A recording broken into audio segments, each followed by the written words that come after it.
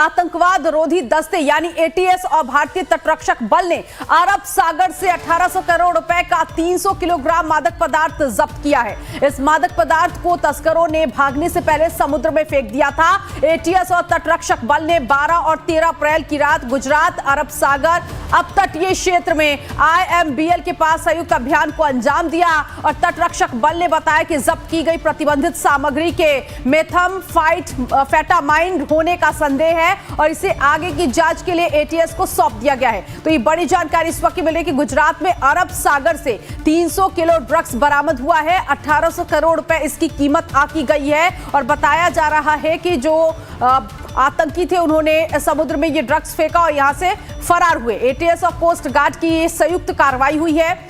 बड़ी जानकारी इस वक्त की मिल रही है।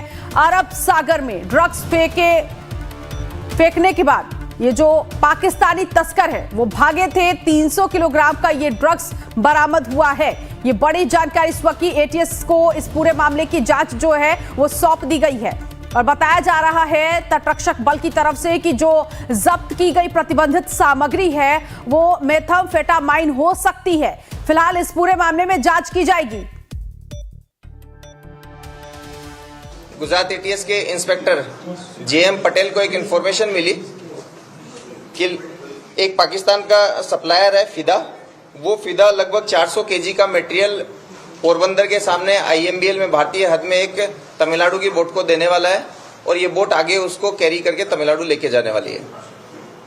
उस बोट को पकड़ने के लिए जब इंडियन कोस्ट गार्ड का शिप वहां पहुंचा तो इस फिशिंग बोट ने भी कोस्ट गार्ड की शिप को थोड़ी दूर से ऑब्जर्व कर लिया था। इसलिए इनका जो स्टैंडर्ड रिएक्शन होता है कि ये लोग बोट में जो रखा हुआ माल है वो पहले फेंक देते हैं ताकि इनके पकड़े जाने की कंडीशन में ये लोग अपने आप को निर्दोष बता सकें कि हमारे पास से किसी भी माल की रिकवरी नहीं हुई है।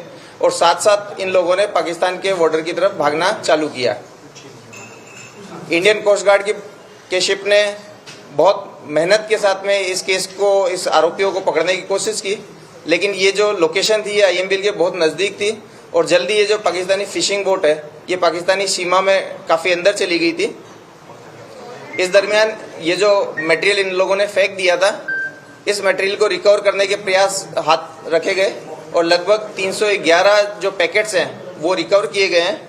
इन 311 पैकेट्स में प्राइमा फेसी मेथाम्फेटामाइन आइस जिसे कहते हैं वो रिकवर हुआ है, जिसकी अंतर्राष्ट्रीय बाजार में जो कीमत है वो लगभग 1800 करोड़ होगी।